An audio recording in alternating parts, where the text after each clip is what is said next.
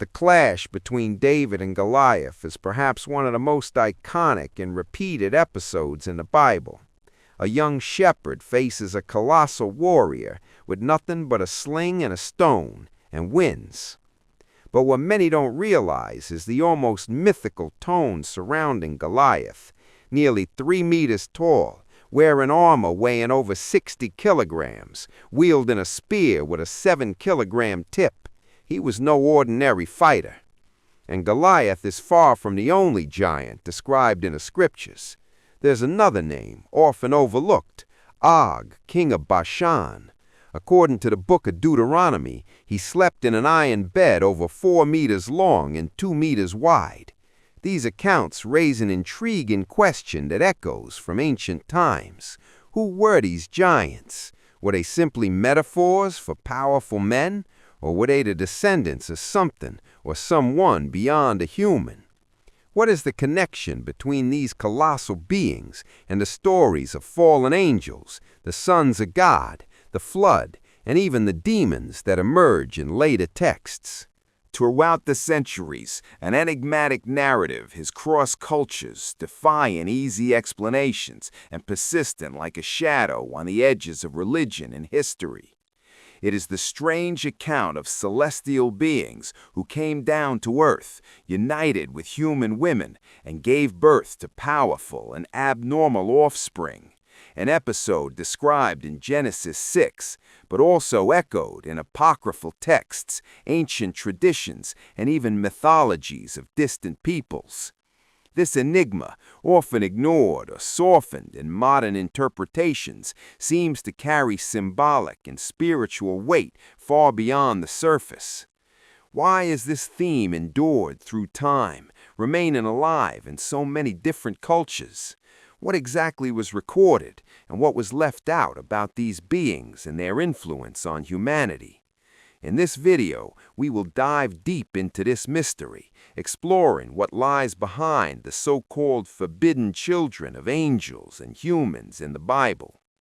If you enjoy this kind of content, now is the perfect time to leave a like, subscribe to the channel, and turn on notifications. It really helps keep this investigation alive and brings more videos like this your way. The first giants of the Hebrew Bible. The first appearance of the Nephilim in the Bible occurs in one of the most mysterious passages of the Old Testament. In Genesis chapter 6, we read that the sons of God saw that the daughters of men were beautiful, and they took wives for themselves of all whom they chose. This verse, seemingly simple, triggers a chain of deep interpretations.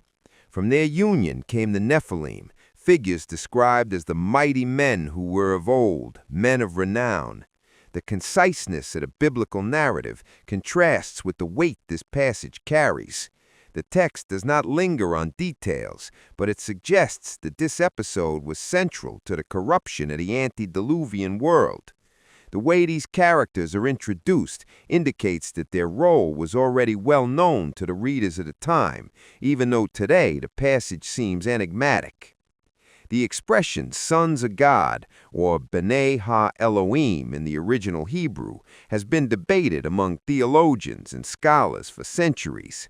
One of the oldest interpretations, present in Jewish sources like the Book of Enoch and affirmed by some church fathers, holds that these sons of God were celestial beings, angels who left their original habitation to relate with human women. This view is reinforced by parallels with neighboring cultures, like the Ugaritic, where the sons of El also represent divine entities. On the other hand, more recent and symbolic interpretations, especially in medieval Christian tradition, prefer to read these characters as descendants of Seth, while the daughters of men would be from the lineage of Cain. However, this reading seems to arise more as a reaction to discomfort with the idea of angels engaging physically with women than from the original text itself. The origin of the word Nephilim also contributes to the mystery. In Hebrew, Nephilim derives from the root naphal, meaning to fall. Therefore, many scholars translate the term as the fallen ones, or those who cause others to fall. This can point in two interpretive directions. Either the Nephilim were the fallen angels themselves, or they were the corrupted offspring of a union between angels and human women. In both cases, the idea of a fall, from grace, divine order, or the boundary between realms is present, and this gives the narrative even greater weight. It was not merely a physical transgression, but a cosmic rupture, where the boundaries between the heavenly and the earthly were violated. The result of this was not only the birth of giants, but the distortion of the original creation. The biblical text is even more direct in establishing the consequence of this union. Right after mentioning the sons of God and the daughters of men, Genesis declares that the Lord saw that the wickedness of man was great in the earth, and that every intent of the thoughts of his heart was only evil continually. This sequence suggests that the presence of the Nephilim, far from being an isolated detail, is embedded in the context of the world's moral collapse. Although the text does not explicitly say that the Nephilim caused all the corruption, it places them as a symptom or catalyst to the decay. The divine response to this situation would be the flood, the total cleansing of creation, except for Noah and his family. Thus, the emergence of the Nephilim marks a turning point in the narrative, from a declining humanity to a direct and destructive divine intervention. The lack of detail about the Nephilim in Genesis 6 does not mean they were unknown. On the contrary, the way they're presented suggests that the original audience was already familiar with these figures. This is reinforced by parallel and apocryphal works, such as the Book of Enoch, which offer extensive accounts of the Watchers, the fallen angels, and the giants born from their unions with human women. This gap in the canonical text can be seen as an invitation to intertextuality. To fully understand the passage in Genesis 6, it's necessary to consider other sources from the same period, including those not included in the official canon of the Hebrew Bible. These writings help construct a more complete picture of the role of the Nephilim in the ancient imagination and their direct connection to the Watchers, the flood, and divine judgment. The ambiguity of the terms used in Genesis also deserves attention. The Nephilim are called mighty men and men of renown, expressions that might at first seem complimentary. However, the context in which they appear is one of corruption and impending punishment. Many scholars see this as a deliberate irony. What was admired by men was in fact abominable in the eyes of God. The glory of the Nephilim, achieved through strength and domination, contrasted with the holiness required by divine creation. They were heroes in human eyes, but symbols of disorder in biblical theology. This dissonance between appearance and essence is a hallmark of the narrative and foreshadows other stories where the powerful are brought down because of their arrogance or impure origin. The presence of the Nephilim in Genesis 6 lays the foundation for various recurring elements throughout the scriptures and intertestamental literature. These giants are not just isolated characters of the past. They become key figures in discussions about possession, evil spirits, demons, and even the very reason for divine intervention through the flood. Their origins, links to fallen angels, and reappearances in texts like the Book of Jubilees and the Book of Enoch show that this first mention is just the beginning of a long and complex trajectory. From here, the story begins to expand, crossing cultures, mythologies, and beliefs in search of answers about who the forbidden children of angels and humans truly were. Even after the flood described in Genesis, supposedly sent by God to wipe out all corruption from the earth, including the Nephilim, later accounts show that the presence of giants was not completely eradicated. One of the most direct records appears in the Book of Numbers, when Moses sends 12 spies to scout the land of Canaan. They return frightened, claiming to have seen the sons of Anak, descendants of the Nephilim, and they add, "In our own eyes we seemed like grasshoppers, and we seemed the same to them." This report not only affirms the existence of giants after the flood, but also highlights their psychological impact on the Israelites, who saw themselves as tiny in comparison. The explicit mention of the Nephilim suggests a continuity of the pre-flood lineage, raising questions about how this could be possible. The conquest narrative of Canaan continues to reference the presence of giants in battles fought by the Israelites. One of the most well-known examples is the story of David and Goliath. The young shepherd faces a massive Philistine warrior, described as being nearly 3 meters tall, wearing heavy armor and wielding a spear of unusual proportions. Goliath is presented as a champion who inspires fear merely by his appearance. Yet he was not alone. Other characters associated with the lineage of giants appear in the war accounts led by David. Among them are Saph or Sippai, Lami, and a warrior who had 24 fingers, 6 on each hand and each foot, a feature often attributed to extraordinary beings. These individuals are called descendants of the giants, reinforcing the idea of a genetic or symbolic continuity of the Nephilim. King Og, mentioned in the Book of Deuteronomy, is another remarkable example. He was the last survivor of the Rephaim, a people of gigantic stature, and ruled the kingdom of Bashan. The biblical text emphasizes that his iron bed measured approximately 4 meters long by 2 meters wide. This information is presented as evidence of his unusual size. Og was defeated by Moses during the conquest of the lands east of the Jordan River, and his death symbolized the overcoming of seemingly insurmountable obstacles. The way his bed is described in the biblical text carries an almost archaeological tone, as if it were a concrete piece of evidence of the existence of giants. The repetition of these details in various books of the Bible suggests that the memory of these beings was persistent and significant in Hebrew tradition. Another notable aspect is how the giants are treated in the narratives, sometimes as a direct threat to Israel's survival, other times as symbols of divine power that enables ordinary men to defeat them. In both approaches, their presence serves as a dramatic marker, creating a contrast between the fragile and the colossal, between the human and the superhuman. At the same time, this pattern of battles against giants brings the Bible closer to other cultural traditions in which heroes face monsters or beings of supernatural proportions. This reinforces the idea that the figure of the giant transcends literal reality, also serving as a narrative representation of extreme challenge.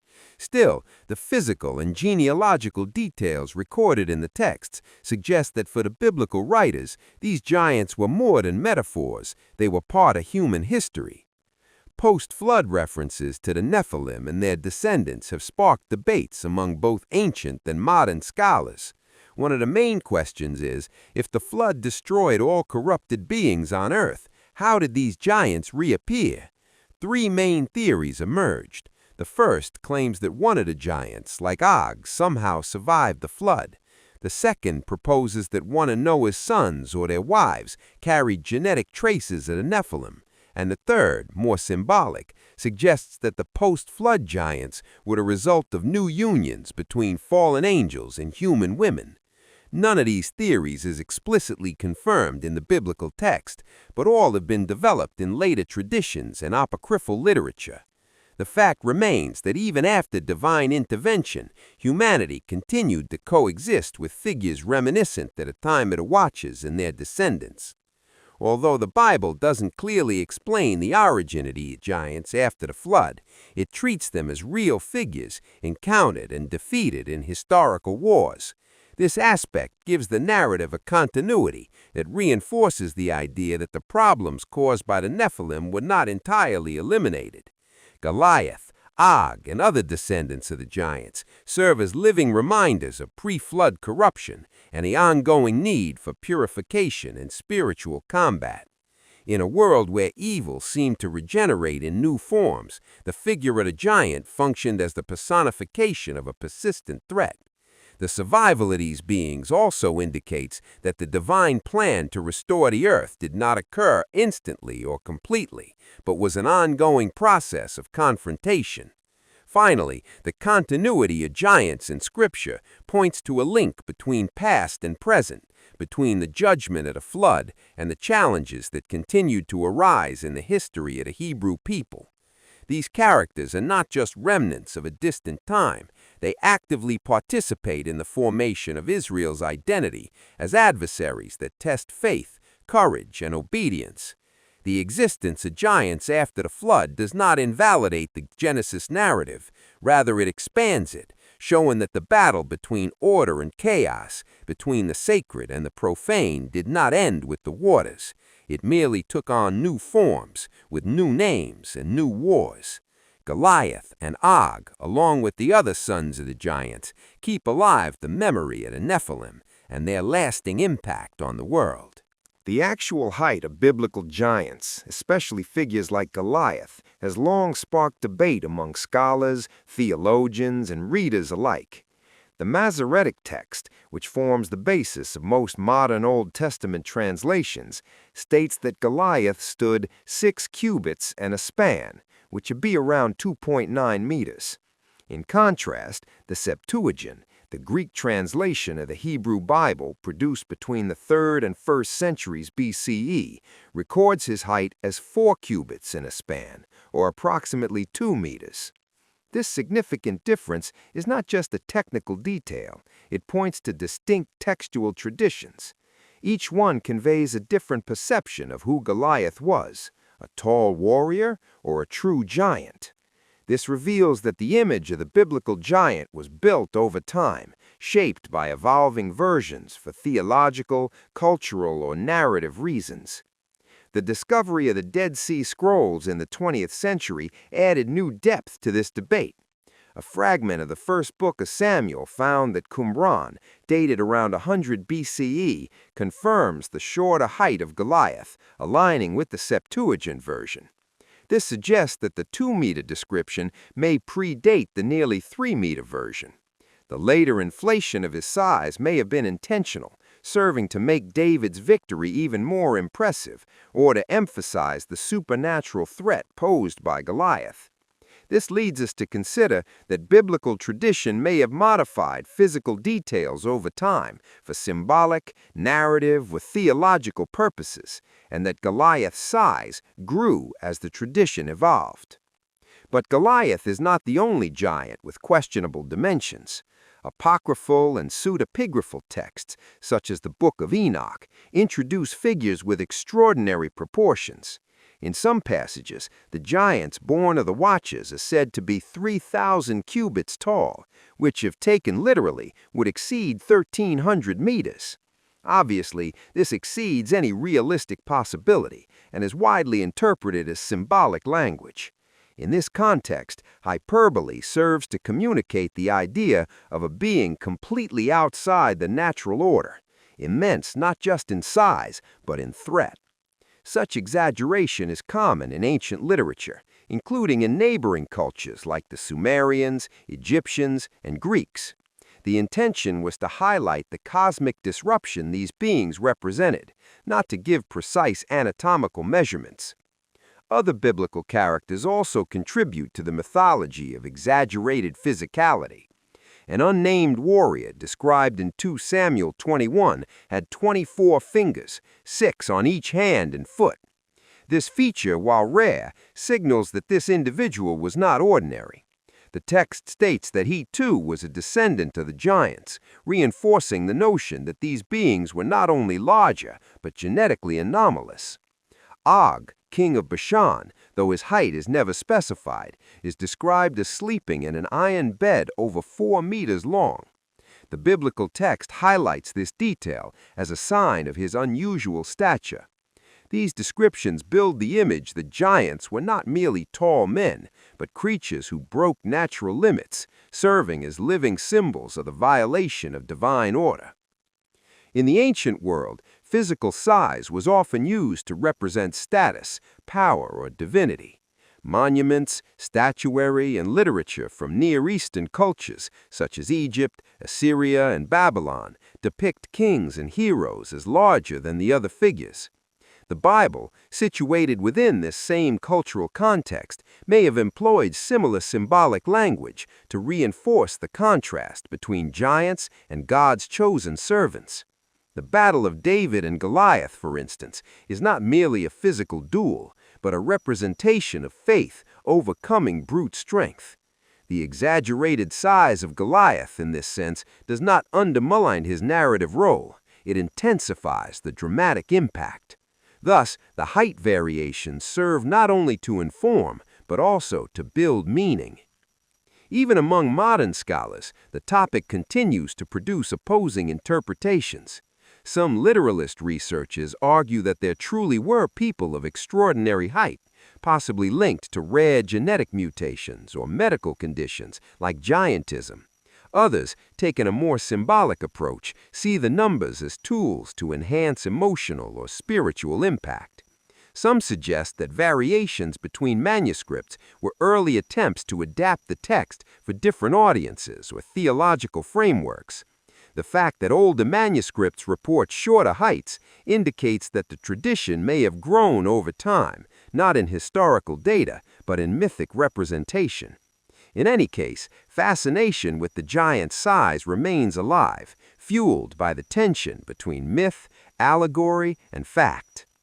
Ultimately, what these accounts reveal is not just the height of the Nephilim, but their function in Hebrew theology and literature.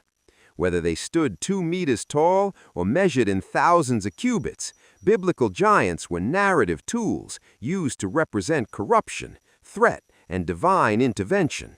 They symbolized an era of transgression, figures who broke the created order and for that reason had to be defeated. Whether David took down Goliath with a stone or Moses conquered Og with an army, the message remained the same. No giant, no matter how great, was greater than God's will. The size variations preserved through the centuries did not weaken this role. They revealed the power of the symbol. After all, the impact of a giant is not only in his height, but in what he represents within the sacred story. Throughout the Hebrew Bible, the expression sons of God appears in distinct contexts, but it is always associated with beings who transcend ordinary humanity.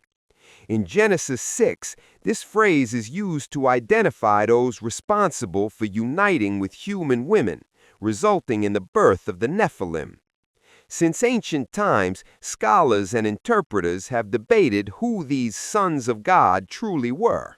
Were they linked to a specific human lineage, or were they spiritual entities? The way this term appears elsewhere in the Bible helps clarify this question and reveals a complex structure of the spiritual world within Hebrew tradition. Far from being a simple metaphor, the expression points to the existence of a celestial court. The Book of Job strongly reinforces this understanding. In the opening chapter, the sons of God present themselves before the Lord, forming what appears to be a divine council. Satan appears among them, indicating that this group represents a gathering of spiritual beings involved in the administration of the universe. The same expression appears again in Job 38, where God describes the creation of the world and mentions the sons of God rejoicing together. At that moment, humanity had not yet been created, making it clear that these beings were not human descendants, but celestial entities. These passages consistently portray the sons of God as inhabitants of the heavenly realm, rather than members of any earthly lineage. Psalm 82 offers another glimpse into this celestial court.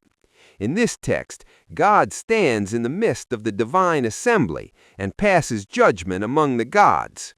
The Hebrew word used here is Elohim, the same term used for God himself, but applied in the plural to other spiritual beings. This scene reflects a hierarchical spiritual structure, similar to ancient royal courts, with a supreme ruler presiding over subordinate authorities. Within this framework, the sons of God appear as members of this divine council, entrusted with responsibilities related to the governance of the world. This background gives greater weight to the events in Genesis 6, where members of this celestial order are described as crossing boundaries into the human realm. The intertestamental literature, particularly writings from the Second Temple period, strongly supports this supernatural interpretation. The Book of Enoch, widely read among Jewish communities at the time, provides an expanded account of Genesis 6 by describing the Watchers, 200 angels who descended to earth, took human wives, and fathered giants. These Watchers are explicitly identified as heavenly beings, closely matching the biblical designation sons of God. Enoch presents them as a high-ranking group assigned to oversee humanity, who instead rebelled and violated divine law. Their actions are portrayed as a major cause of corruption on earth, accelerating violence and disorder, and ultimately contributing to the flood. Early Christian writings also reflect familiarity with this tradition. In the Epistle of Jude and in 2 Peter, there are references to angels who did not keep their proper domain and were cast into chains of darkness. These passages closely mirror the narrative found in the Book of Enoch, indicating that this interpretation of Genesis 6 was still influential among early Christians. For these authors, the sons of God were angels who abandoned their assigned roles and committed a grave transgression by interfering directly in human affairs. This reading helps explain why the consequences described in Genesis are so severe, including the emergence of the Nephilim and the divine decision to bring about the flood. Despite this, alternative interpretations emerged over time. Some theological traditions proposed that the sons of God were members of the righteous lineage of Seth, while the daughters of men belonged to the corrupt lineage of Cain. According to this view, Genesis 6 describes the moral decline that resulted from the mixing of these two human groups. While this interpretation avoids supernatural elements, it encounters serious textual difficulties. It does not align with the consistent use of sons of God to describe celestial beings elsewhere in Scripture, nor does it adequately explain the appearance of giants, such as the Nephilim. As a result, this reading remains less consistent with the broader biblical context. Taken together, the biblical and intertestamental evidence points to the sons of God as members of a celestial court, spiritual beings granted authority by God, who nevertheless crossed forbidden boundaries. Genesis 6 thus reflects not merely a moral failure among humans, but a cosmic rebellion in which heavenly beings intruded into the earthly realm. This transgression disrupted the established order of creation and produced lasting consequences, including the emergence of the Nephilim and the spread of corruption. Within this framework, the phrase sons of God carries deep theological significance, marking a moment when the division between heaven and earth was dangerously breached. The Book of Enoch and the Watcher Angels. Among the apocryphal writings that expand the understanding of Genesis 6, the Book of Enoch holds a central place. Also known as 1 Enoch, its Jewish text from the Second Temple period is not part of the traditional biblical canon, but had enormous influence on the religious imagination of ancient Judaism and early Christianity. In it, the enigmatic passage from Genesis 6 receives a detailed narrative. 200 angels, called the Watchers, descend to earth led by Semjaza and become involved with human women. From this forbidden union are born giant hybrid beings that corrupt divine creation. This story offers a deeper explanation for the origin of the Nephilim and the degradation that preceded the flood. The term watches comes from the Aramaic Eorin, used in the Book of Daniel to refer to heavenly beings who observe earthly events. In the Book of Enoch, these beings were meant to watch over humanity, but rebelled against their mission. The text describes how the leader, Semjaza, convinces the others to make a collective pact to share the blame if punished. This decision marks the breaking point between God's plan and the actions of the angels. By taking human wives, they not only violate divine order, but also initiate a cycle of chaos and violence among men, compromising the purity of creation. Beyond the physical union, the Watchers also impart forbidden knowledge to humans. Azazel, one of the main rebellious angels, teaches men to forge swords, shields, and armor, introducing war into the world. He also reveals to women the arts of seduction and vanity, such as the use of makeup and jewelry. Other angels teach astrology, magic, alchemy, and celestial secrets that were not meant for human understanding. This dissemination of illicit knowledge is portrayed as one of the main causes of Earth's corruption. Knowledge, which should be sacred, becomes a tool for destruction and manipulation. The giants born from this union, called Nephilim, or great men, are described as violent beings who devour everything around them, including humans themselves. Their presence on Earth intensifies violence and bloodshed. At a certain point, even the Watchers lose control over their creations, and the cries of human victims reach heaven. This situation leads God to intervene directly. He commands the archangels, Michael, Raphael, Uriel, and Gabriel, to punish the Watchers and destroy the giants. This judgment represents the reestablishment of divine order in the face of cosmic transgression. The punishment of the Watchers is severe. They're imprisoned in deep abysses, in eternal darkness, until the day of final judgment. Their children, the giants, are destroyed through wars among themselves and natural disasters. Azazel, in particular, is highlighted by being buried in the desert of Dudael, covered with sharp stones, as a symbol of his guilt. The narrative reinforces that not only humans sinned, but also celestial beings, making the flood a judgment upon all creation. This expansion of the biblical drama gives the Book of Enoch an almost epic character, where the boundaries between heaven and earth are dangerously crossed. Although not part of the Hebrew Bible or the Western Christian canon, the Book of Enoch was widely read and quoted by Jewish and Christian communities in the early centuries. The Epistle of Jude and the Second Epistle of Peter, for example, make clear allusions to the tradition of the fallen angels and the judgment of the Watchers. The text's influence is so significant that some Eastern churches, such as the Ethiopic Church, canonized it. It offered a clear theological explanation for the presence of evil in the world, not only as the result of human sin, but also as a consequence of celestial rebellion.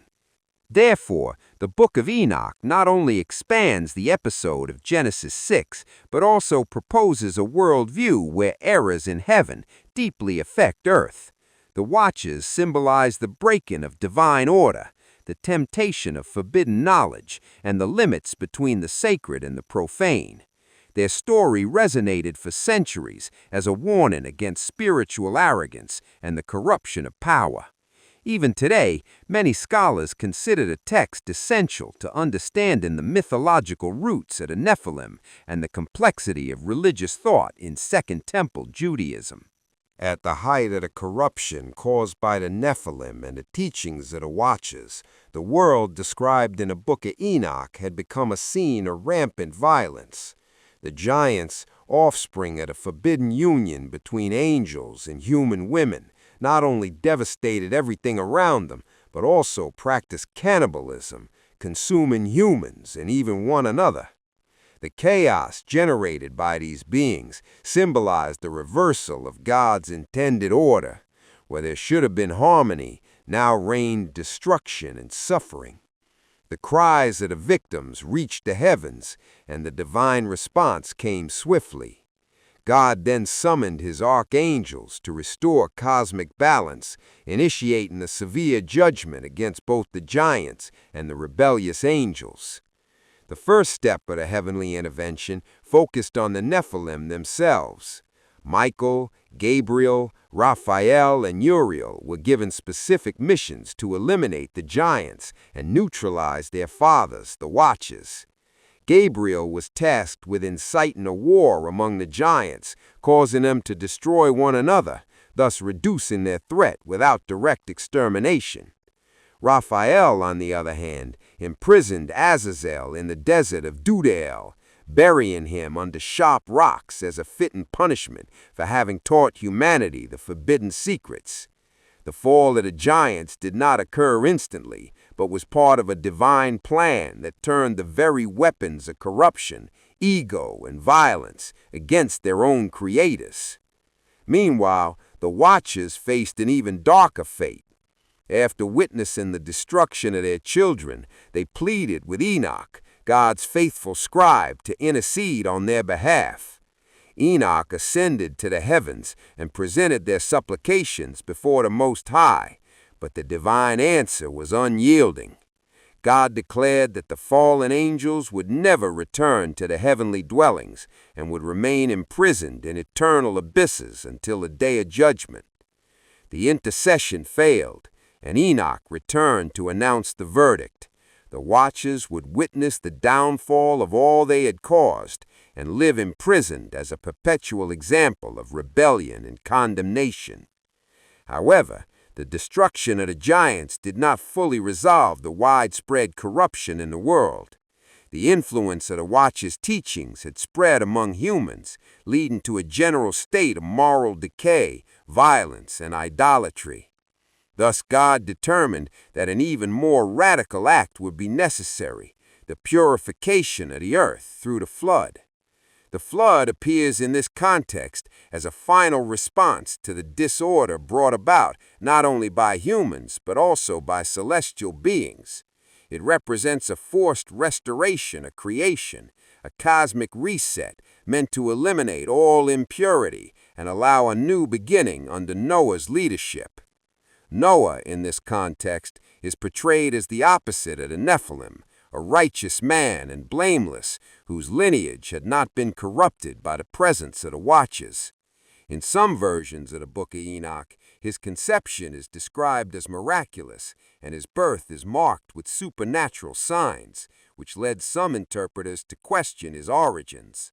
However, the focus of the text is to emphasize that Noah represents the continuity of humanity according to divine standards, someone who can restart history without the stain of previous eras. His mission to build the ark becomes the ultimate symbol of salvation in the face of judgment.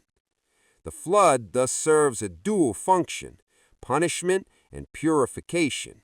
It seals the end of the age of the giants and Watchers, burying with its waters all memory of that era of transgression.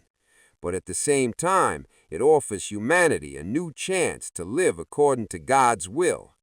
The parallel with other Near Eastern traditions, such as the Epic of Gilgamesh, suggests that this narrative resonated widely in the religious imagination at the time.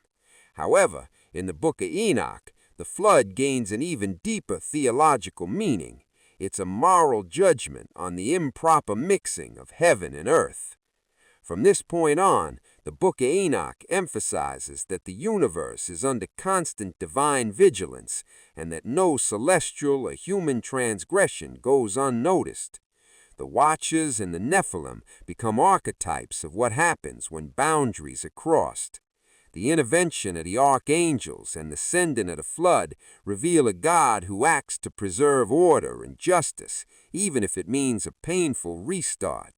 More than punishment, the destruction of the giants and the great flood represent the reaffirmation of divine sovereignty over a corrupted creation. Giants before the Bible, Mesopotamian roots. For a long time, the existence of alternative versions to the Nephilim and Watchers narrative was limited to apocryphal sources and scattered fragments. One such document, which gained prominence in the 20th century thanks to the Dead Sea Scrolls, is the so-called Book of Giants. This text belongs to the same literary universe as the Book of Enoch, but offers a different approach. In it, the giants are portrayed as conscious beings, aware of the impending judgment. They have prophetic dreams and converse among themselves about their inevitable destruction. These elements make the Book of Giants a crucial link between Jewish tradition and older Mesopotamian narratives, especially due to its symbolic language and hybrid figures. The similarities with Mesopotamian myths are striking. Among the most notable parallels are the apocryphal, semi-divine beings from Akkadian tradition who possessed supernatural wisdom and taught humans various skills, such as agriculture, writing, and city building. Interestingly, after a period of corruption, some apocryphal were portrayed as fallen and exiled to the depths of the abyss, echoing the same logic of the Watchers who taught too much and were punished for it. This structure of higher beings who shared forbidden knowledge and are later condemned is a recurring pattern that reinforces the possibility of cultural exchange between these civilizations. Another point of convergence lies in the concept of hybrid beings. In Mesopotamian myths, there are accounts of creatures composed of human and animal parts, many of them temple guardians or symbols of chaos. The idea of giants who do not fully belong to either the human or celestial world resonates with these archetypes. In the Book of Giants, these creatures are not just massive and violent, they are the result of transgression, a forbidden union. The logic that merging different realms produces dangerous monsters appears both in Jewish and Mesopotamian texts, reinforcing the hypothesis that these traditions, even if indirectly, influenced one another. Historically, this overlap likely occurred during the Babylonian exile of the Jews in the 6th century BCE. During this period, the Hebrews were in direct contact with the intellectual elite of Babylon and may have absorbed symbolic and narrative elements that were later reconfigured through their own theology. Therefore, the Book of Giants should not be seen as an isolated creation, but as a result of a complex fusion and adaptation of older myths, a kind of monotheistic reinterpretation of pre-existing mythological structures. Interestingly, the tone of the Book of Giants is more introspective than that of the Book of Enoch. The giants seem tormented by dreams and visions. Some express remorse, while others seek answers from the Watchers. This psychological dimension brings the text even closer to Mesopotamian narratives, where the tragic fate of heroes or hybrid beings is often marked by omens and divine intervention. The difference, however, lies in the outcome. While ancient myths portrayed destruction as the whim of the gods, the Enochian text presents it as a just and necessary response to corruption. Another important element is the figure of Maweh, one of the giants mentioned in the text, who embarks on a kind of journey in search of answers. He flies to the heavens, attempts to consult Enoch, and returns with messages about God's judgment. This structure recalls the epic journeys of Mesopotamian literary heroes like Gilgamesh, who also seeks wisdom in divine realms. However, while Gilgamesh seeks immortality, Maweh seeks redemption and understanding in the face of inevitable catastrophe. It's as if the Book of Giants incorporated elements of Babylonian tragic epics and redirected them toward the moral and eschatological universe of Judaism. Thus, the Book of Giants serves as a bridge between worlds, between heaven and earth, between human and divine, between Jewish and Mesopotamian. It reveals how ancient imagination was deeply interconnected and how different cultures used similar archetypes to explain the same dilemmas: the origin of evil, divine punishment, and the hope for redemption. Demigods and titans, Greece's echo at a Nephilim. The figure of the demigod, so present in Greek mythology, shares many similarities with the descriptions of the Nephilim and hybrids from biblical and apocryphal traditions. Both represent beings born from the union between the divine and the human, carrying extraordinary characteristics, superhuman strength, advanced intelligence, or special abilities. At the same time, these beings were seen as violations of the natural order, defying the separation between realms and threatening the balance established by the deities. This dilemma lies at the heart of many ancient myths. What happens when the gods cross forbidden boundaries and produce offspring with mortals? In Greek mythology, this transgression gave rise to a lineage of famous heroes such as Hercules, Achilles, Perseus and Theseus. All are children of gods and humans and live grandiose lives filled with epic deeds. However, what unites these stories is the fact that the lives of these demigods almost always end in tragedy. Hercules goes mad and kills his own family, consumed by grief. Achilles dies young in the Trojan War. Perseus is mistakenly killed, and Theseus meets a melancholic end. So, even though they're celebrated as heroes, these hybrids seem doomed to a painful fate, as if their very existence was a mistake to be corrected by destiny. This same logic is found in the accounts of the biblical giants and hybrids, who are also born from transgression, the forbidden union between the Watchers and human women. Like in Greek mythology, the Nephilim are powerful beings who dominate the earth, cause destruction, and challenge divine plans. But unlike the heroic celebration found in Greek tales, the Jewish tradition sees these beings as aberrations of God's plan, destined for destruction. This difference in tone reveals how each culture interpreted the idea of the divine hybrid in distinct ways, sometimes as glory, sometimes as a curse. One of the most revealing myths in this context is the Trojan War, as described in Homer's Iliad.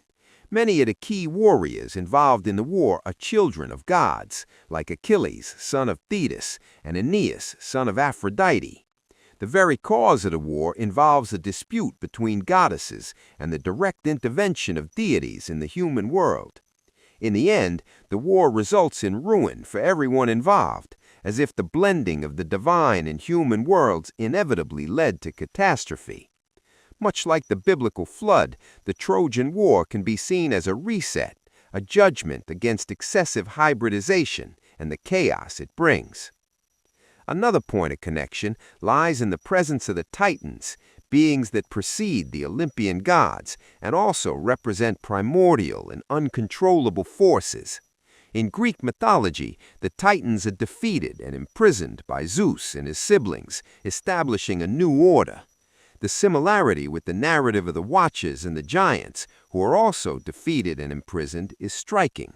In both traditions, there's a cosmic battle where older, rebellious beings are punished and a new order is instituted.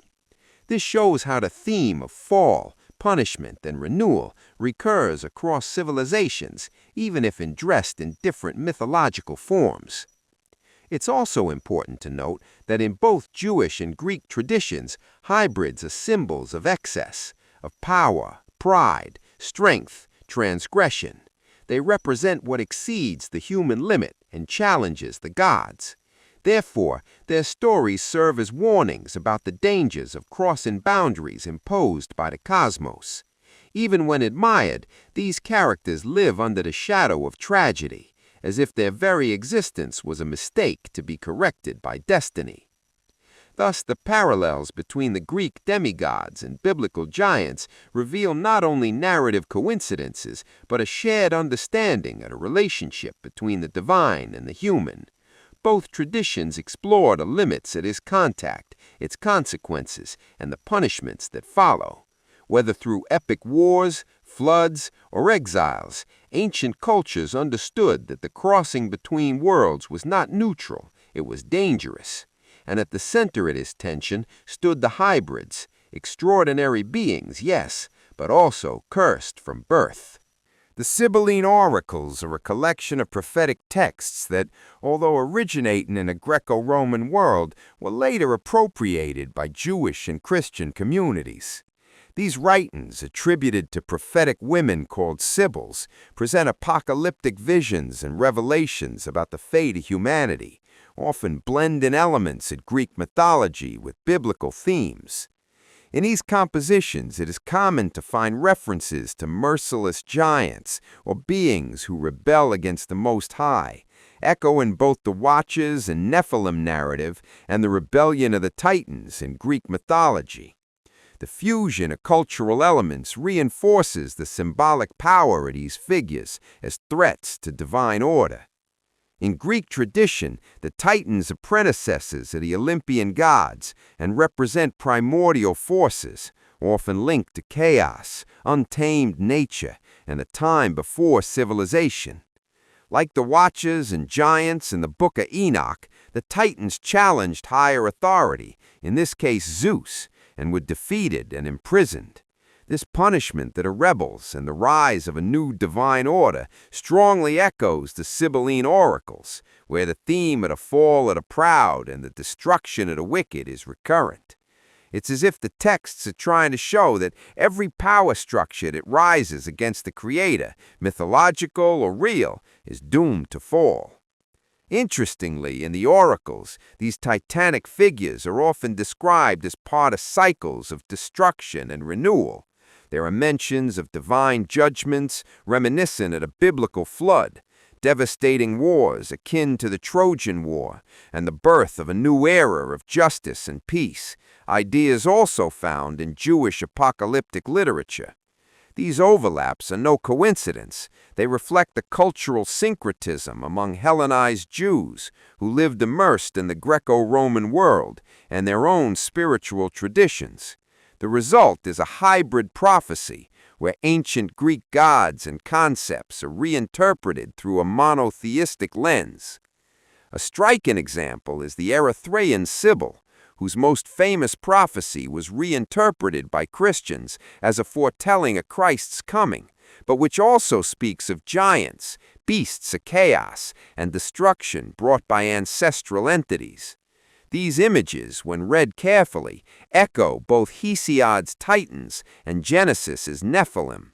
In both cases, we see hybrid, gigantic, transgressive creatures associated with the origin of a great evil that must be purged. The presence of these themes in both pagan myths and prophetic texts of biblical background shows how the theme of the fall and divine judgment is universal. Another noteworthy point is that in both contexts, there's an attempt to explain major collective tragedies as the result of the imbalance caused by these rebellious forces. The flood in the Jewish tradition and the Titanomachy in Greek mythology are both acts of cleansing, moments when the gods restore order after chaos.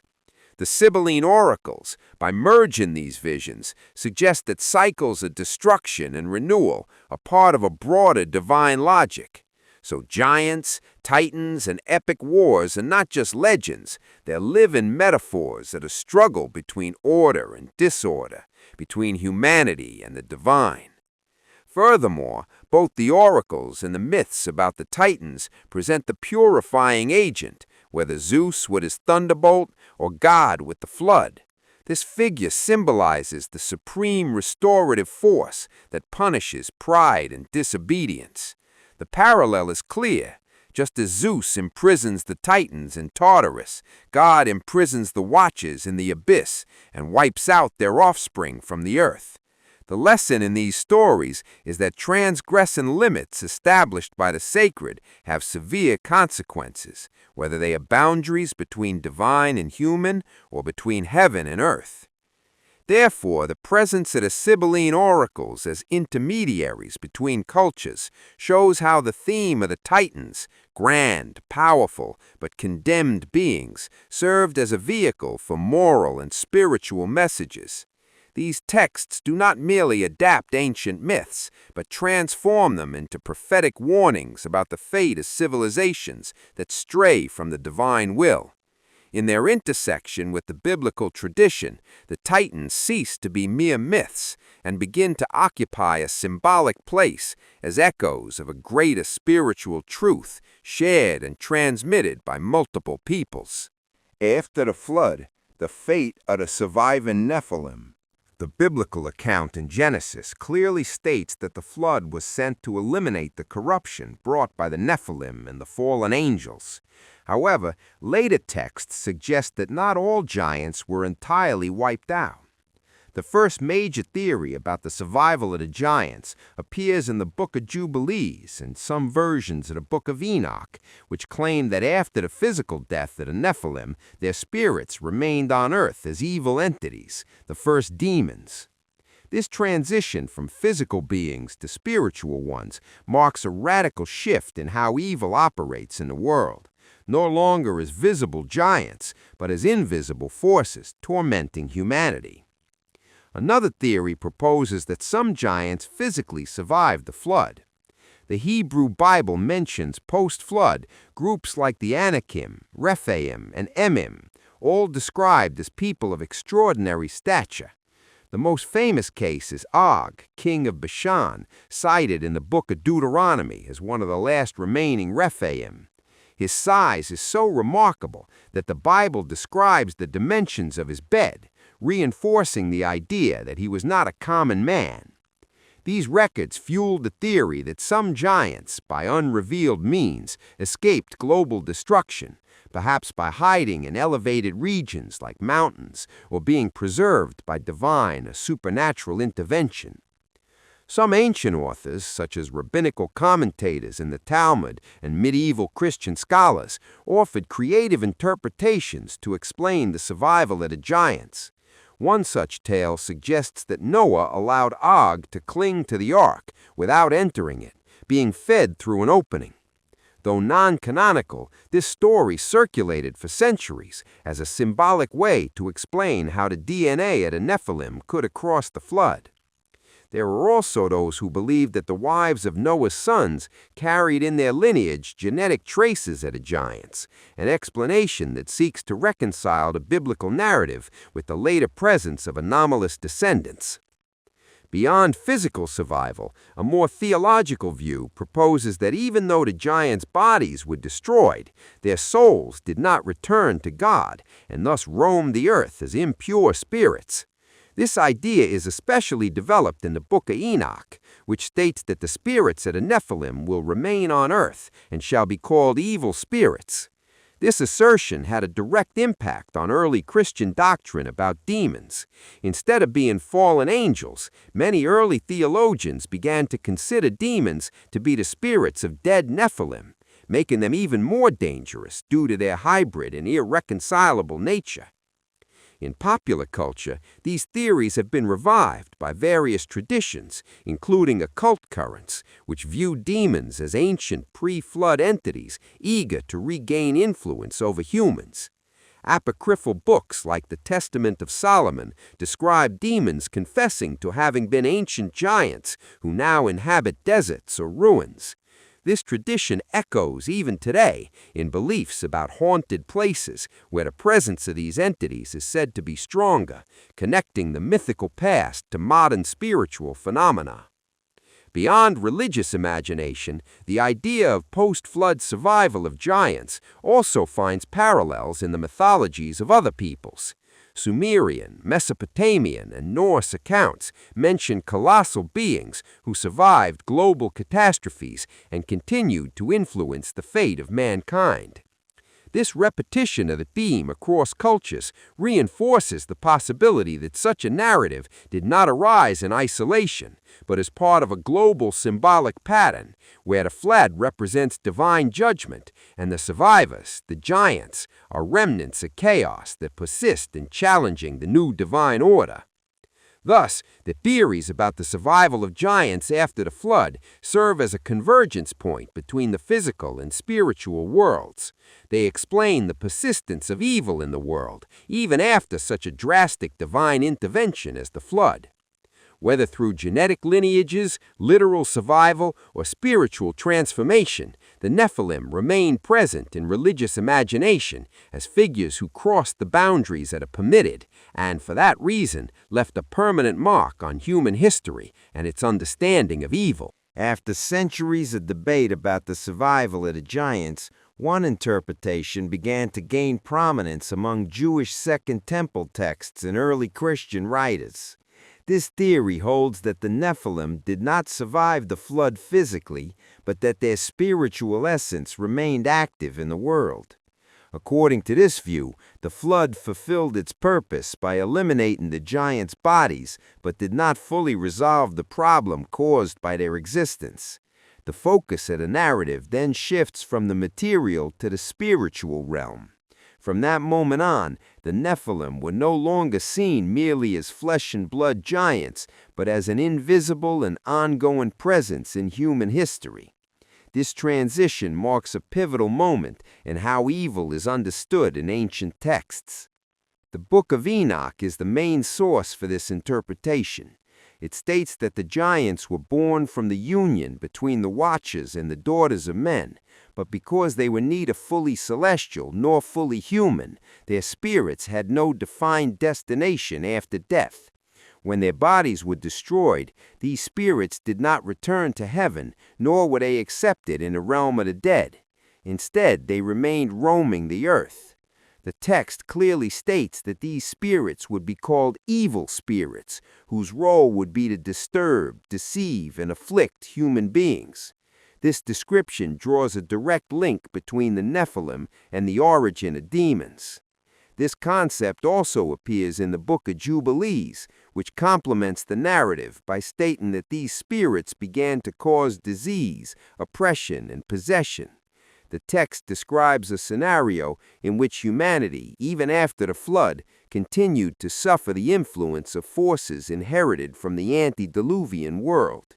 To address this, Jubilees recounts that God allowed only a portion of these spirits to remain active, while the majority were imprisoned. This division reinforces the idea of partial control over evil, while explaining its ongoing presence in history. The problem was not entirely eliminated, only contained.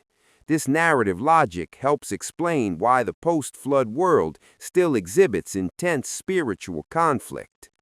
In early first-century Christian writings, this view becomes even more clearly established. Authors such as Justin Martyr, Athenagoras, and Tertullian affirm that demons are not fallen angels, but rather the spirits of dead giants. For these writers, the angels who sinned were imprisoned, while their hybrid offspring remained active as hostile spiritual entities. This distinction is fundamental to ancient theology, as it explains why demons exhibit behaviors different from fallen angels. They do not act like rebellious messengers, but rather as chaotic forces linked to violence, deception, and human corruption. This concept also helps explain the recurrent theme of possession in New Testament texts. The demons described there seek bodies to inhabit, indicating a state of incompleteness.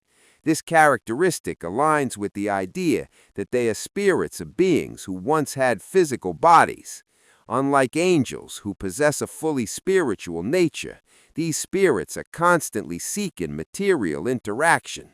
This need reinforces the connection between demons and the ancient Nephilim, whose existence was marked by the transgression of boundaries between the spiritual and the human. The behavior of these entities is seen as a direct consequence of their hybrid origin. Another important element of this theory is its coherence with the narrative of Tartarus, mentioned in the letters attributed to Peter. In this context, the angels who sinned are cast into a spiritual prison, while the evil spirits continue to operate in the world. This separation of destiny strengthens the interpretation that demons are not the fallen angels themselves, but a distinct category. Tartarus serves as a place of confinement for the Watchers, while Earth becomes the realm of the Nephilim spirits. This cosmological structure appears consistently in various ancient Jewish and Christian traditions. So the most accepted theory in antiquity establishes a clear and progressive framework. First comes the fall of the Watchers and the birth of the Nephilim, then the physical destruction of the giants by the flood. Finally, the continued spiritual activity of their spirits as demons. This sequence preserves the internal logic of the texts and explains why the post-flood world still suffers negative spiritual influences. The Nephilim, though destroyed, remain present in human history in another form. This understanding sets the stage for the next interpretations about the relationship between these spirits and the pagan gods of ancient civilizations. Evil spirits and the imprisonment of the fallen angels. From the moment the spirits of the Nephilim began to be identified as demons, numerous accounts and interpretations emerged about how they continued to influence the human world. Unlike the fallen angels, who were immediately imprisoned in spiritual abysses such as Tartarus, the hybrid spirits of the giants retained a certain freedom to act. Jewish apocalyptic literature describes these beings as invisible disturbers who take advantage of human weakness to spread chaos. They do not merely exist on the fringes of creation, but seek to interfere directly in the world's order, especially through the possession of human bodies and the spread of both physical and spiritual illnesses.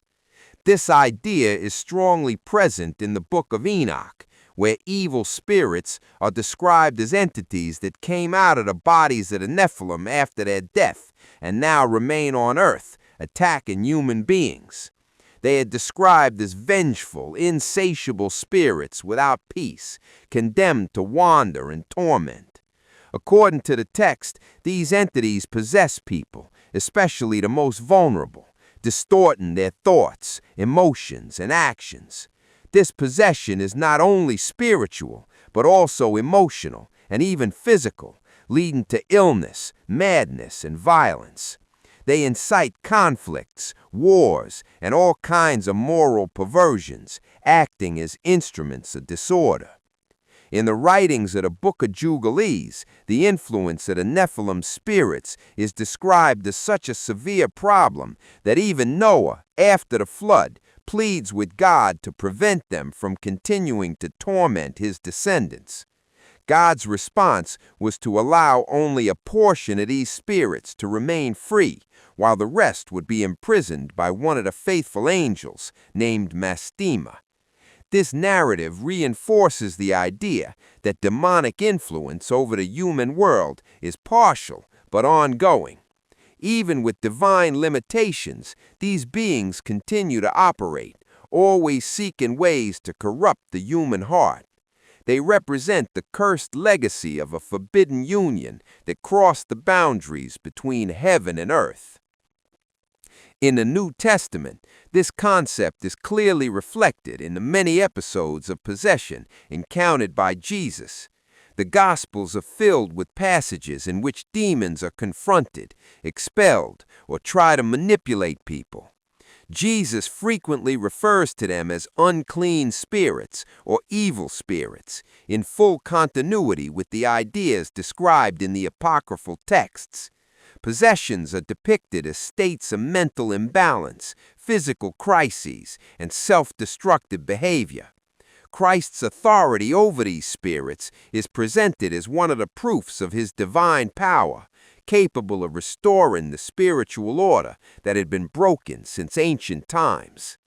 Beyond possession, these demons are also described as causes of diseases, especially those that were unexplainable by the medicine at the time. Many illnesses were attributed to the direct action of these evil spirits, who took advantage of bodily and mental weakness to manifest themselves.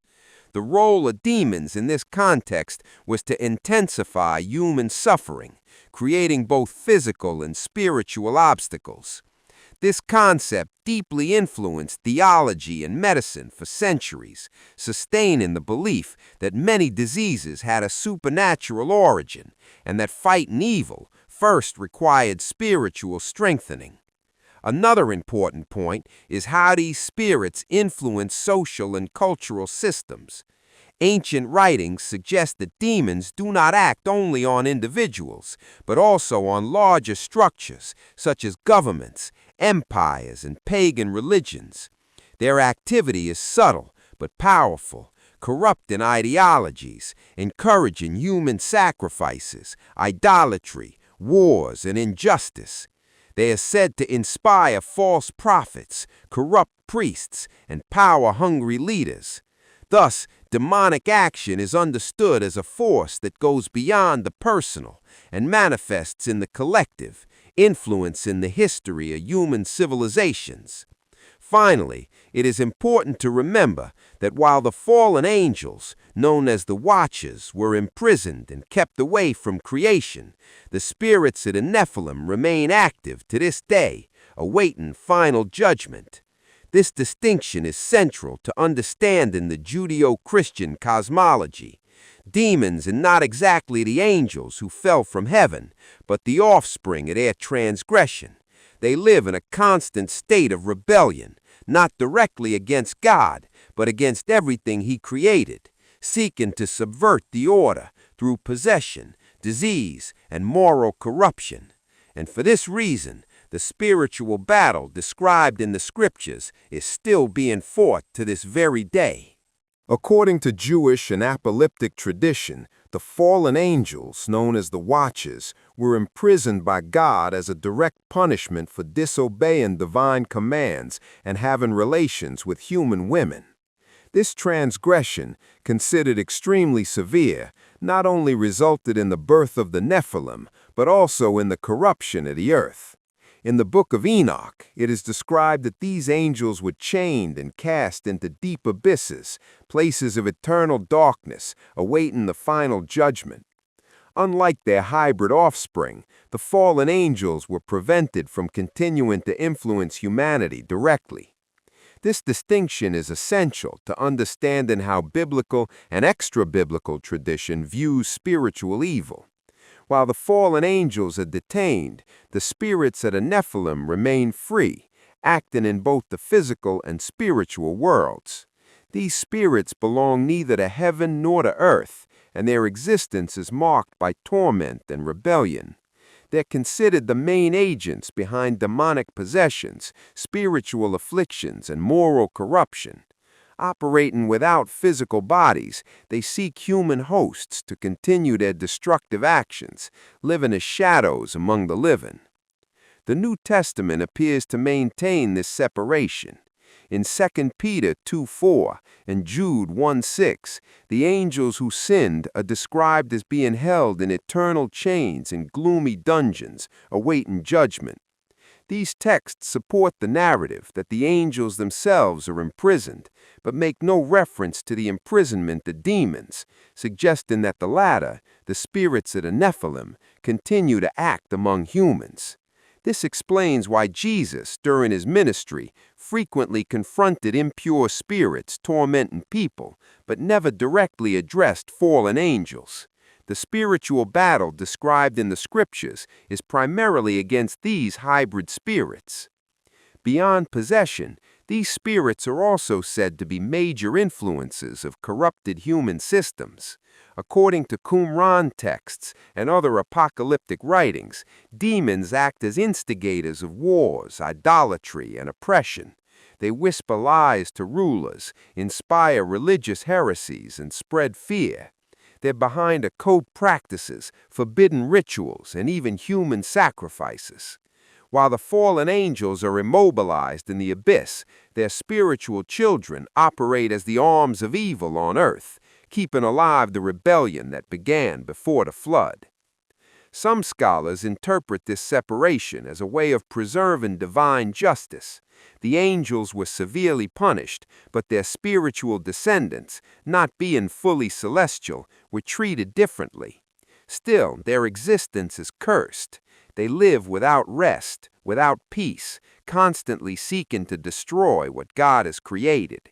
This is why so many cultures throughout history have reported encounters with malevolent spiritual presences, even long after the biblical flood. The legacy of the Nephilim still haunts the world that are living. In contrast, the Christian tradition also affirms that these spirits will one day be defeated. According to the Book of Revelation, there will come a time when all evil spiritual beings, including demons, will be cast into the lake of fire. Until then, however, these spirits remain active, deceiving, seducing, and tormenting. The imprisonment of the fallen angels, therefore, did not end evil in the world. It only partially restrained it. The spiritual battle described in the scriptures is ongoing and directly involves the presence and influence of these spirits. Finally, this distinction between imprisoned angels and free spirits helps explain the complexity of evil according to the biblical tradition. The fallen angels represent a rebellion against God that was contained, but the fruits of that rebellion, the spirits of the Nephilim, still act as echoes of an ancient sin, wandering the earth in search of new victims.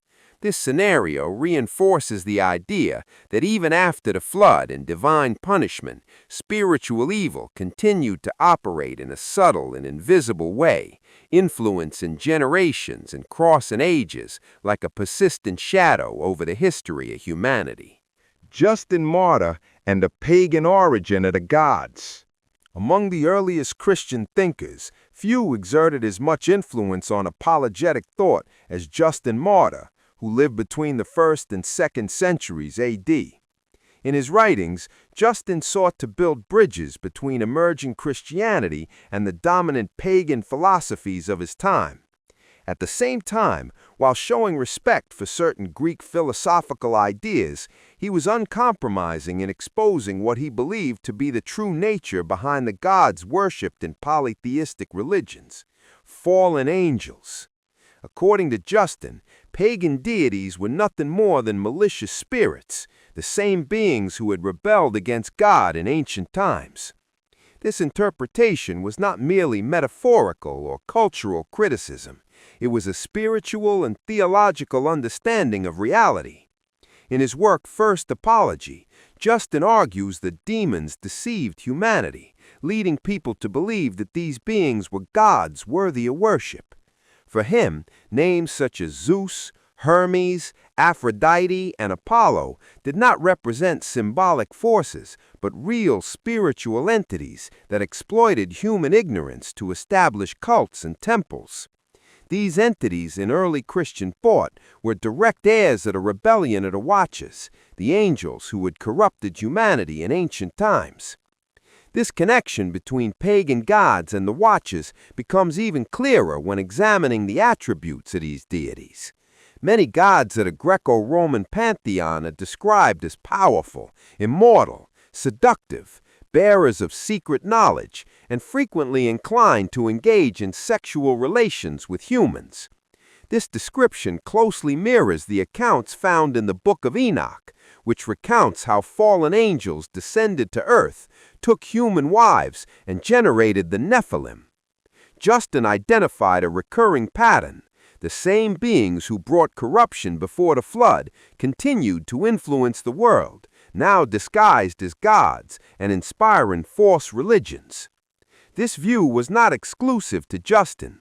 Other church fathers, such as Tertullian and Lactantius, also regarded pagan gods as manifestations of fallen angels or their demonic offspring.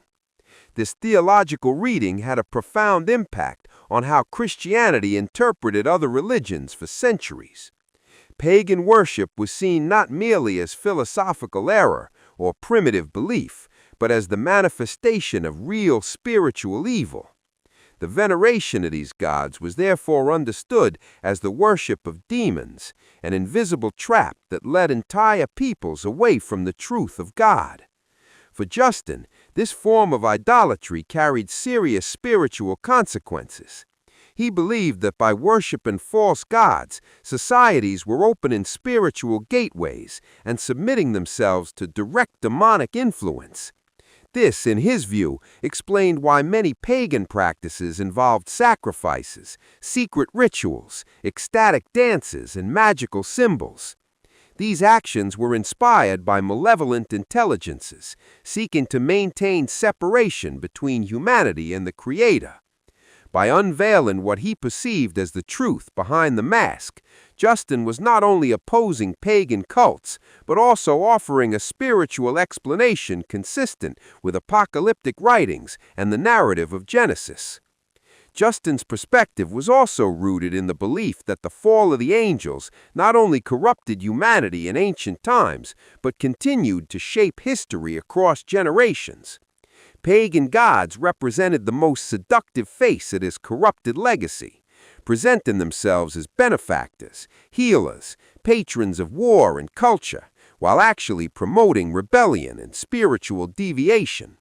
For Justin, Christianity represented a return to the worship of the one true God, breaking centuries of deception perpetuated by these beings who had disguised themselves as gods.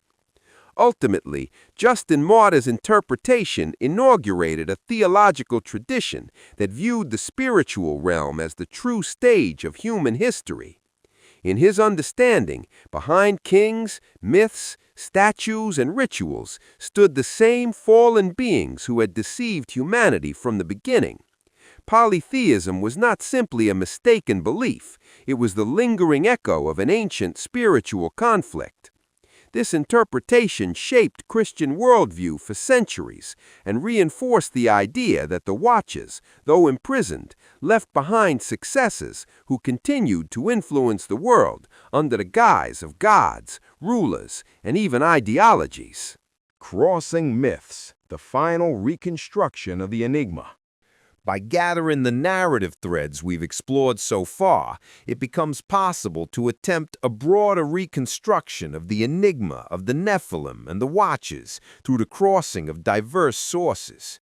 From the Bible, especially Genesis 6 and the New Testament epistles, we find a central story about heavenly beings who descended to earth, corrupted creation, and produced hybrid offspring. The Book of Enoch expands this narrative, offering names, details, motivations, and cosmic consequences. But when we examine other ancient texts, like the Book of Jubilees, the Qumran writings, and even the works of the Church Fathers, we see that the idea of an angelic rebellion with physical consequences was widely accepted among early religious interpreters. This reconstruction becomes even more intriguing when we compare these accounts to myths from other cultures around the world. In the ancient Middle East, the Sumerians spoke of the Anunnaki, gods who came from the heavens, interfered in human affairs, and taught forbidden knowledge. Among the Greeks, we find the Titans and the Olympian gods, many of whom were also born from relations between divine and mortal beings. In Hinduism, gods and asuras often descend to earth, fight cosmic battles, and get involved with humans. Even in indigenous traditions of the Americas, we find figures who came from the skies, taught skills, built cities, and left behind descendants. These parallels suggest that the idea of celestial intervention by superior beings is a constant in human mythology. These parallels do not necessarily mean that all these cultures experienced the same literal event, but they may point to a shared archetype, or perhaps to a remote event that was reinterpreted in different ways by different peoples.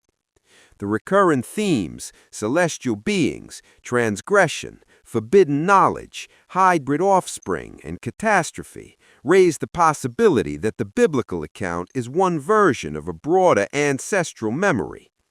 Some modern scholars, like researcher Michael Heiser, suggest that the ancient biblical worldview did include the belief in corrupted spiritual entities that interfered in human history, and that this idea was gradually marginalized with the rise of religious rationalism. In addition to external comparisons, it's also clear that the theme of the Nephilim and the fallen angels serves as a bridge between different dimensions of religious thought.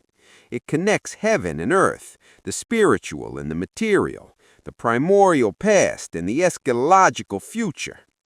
The existence of beings who broke divine boundaries to mingle with humans challenges the limits between the visible and the invisible. This violation is said to have caused humanity's moral degradation, justified the flood, and planted the seed of a spiritual war that still unfolds in the background of history. For some interpreters, this would explain why evil persists in such organized and seductive forms throughout the centuries. Over the centuries, however, the official stance of major religions shifted. Christian theology began adopting more symbolic interpretations, especially after the Council of Nicaea, and the literal reading of the Nephilim as hybrid giants fell out of favor. The same occurred with the figure of the Watchers, which was reinterpreted as a metaphor for pride, downfall, and temptation. Still, in apocryphal texts, ancient Jewish literature, the Dead Sea Scrolls, and modern studies in demonology, the theme remained alive, even if underground. Jewish mystical tradition, for instance, still preserves echoes of this narrative in Kabbalah and Zoharic texts. Therefore, by reconstructing the enigma of the Nephilim and the fallen angels using cross sources, we find a narrative model that transcends geographic and religious boundaries. It is not merely an isolated story from the Old Testament, but a global narrative phenomenon that reflects deep human anxieties, the fear of corruption, the fascination with forbidden knowledge, the tension between the divine and the earthly. Whether taken as literal fact or a symbol, this narrative offers a powerful portrait of the origins of evil and the invisible spiritual battles that have shaped humanity's destiny since time immemorial. This final reconstruction doesn't solve the mystery, it expands it. It shows that biblical and apocryphal accounts are not isolated echoes, but part of a universal mosaic of stories about fallen divinity intervening in the human experience. With this, the theme of the Nephilim and the Watchers takes on a new dimension. It becomes not only a theological debate, but also a key to understanding how different cultures have tried to explain the rise of evil, war, disease, pride, and spiritual disorder in the world. An ancient enigma that perhaps was never truly forgotten. The journey of the Nephilim and the fallen angels is not confined to a lost moment in time, but continues to echo today in beliefs, fears, and popular imagination. What began as a brief passage in Genesis has evolved into a complex mosaic of theological interpretations, mystical speculations, and overlapping narratives that challenge the boundaries of orthodoxy. Even though many of these traditions have been marginalized over time, they survive through apocryphal manuscripts, oral traditions, and even modern literary and cinematic works. This shows us that regardless of the perspective one adopts, the symbolic power of this episode remains alive and unsettling. Throughout this video, we saw how the story of the forbidden children between angels and humans is much more than a biblical curiosity. It became the center of debates about the origin of evil, spiritual corruption, and invisible influence over humanity.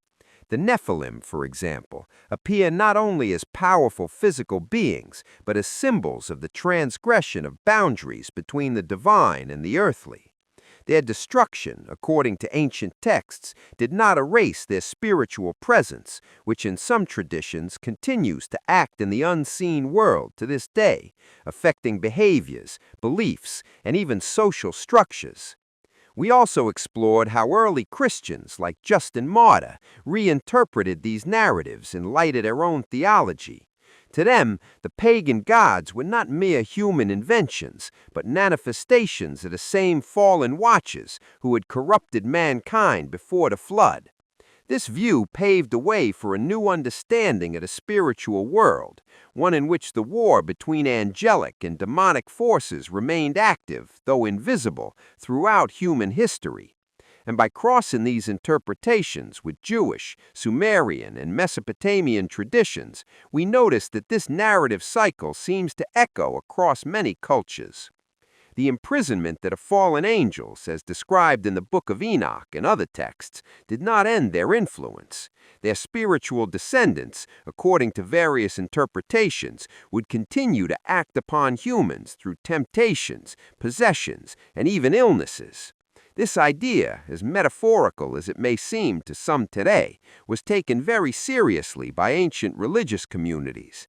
It reinforces how the spiritual world was viewed not as distant or abstract, but as an active force, present in daily life, shaping destinies, and influencing the course of civilization. When we look at the modern impact of these beliefs, we see the figure of the Nephilim has become a powerful archetype in various cultural expressions. Movies, series, games, and books often invoke these beings, sometimes under different names, but always with the same core. A hybrid lineage between humans and higher entities with destructive power and corrupted wisdom. The success of these narratives shows us that even in an age of science and technology, we're still trying to understand the limits of the sacred, the forbidden, and the unknown. Thus, the cycle that begins with heavenly transgression and ends with divine judgment is not merely a biblical cycle, it's a human one. It reflects our eternal unrest with evil, our fascination with power, and our constant attempt to comprehend what lies beyond the visible. The Nephilim and the fallen angels may seem mythical or exaggerated to modern minds, but they continue to provoke deep reflections on identity, morality, and spirituality. Perhaps this is why it is endured, spanning millennia and acquiring new meanings in every generation. As we bring this journey to a close, we're reminded that the boundary between the sacred and the profane, the divine and the human, has always been fragile. And perhaps it is precisely in this liminal space between what is permitted and what is forbidden that the greatest mysteries of faith, history, and human imagination arise. The Nephilim may have vanished from the earth, but their mark remains, not only in ancient texts, but in the very way we perceive the invisible world and the spiritual challenges that still surround us. If you enjoyed this video, don't forget to leave a like, subscribe to the channel, and turn on the notification bell to receive more videos like this.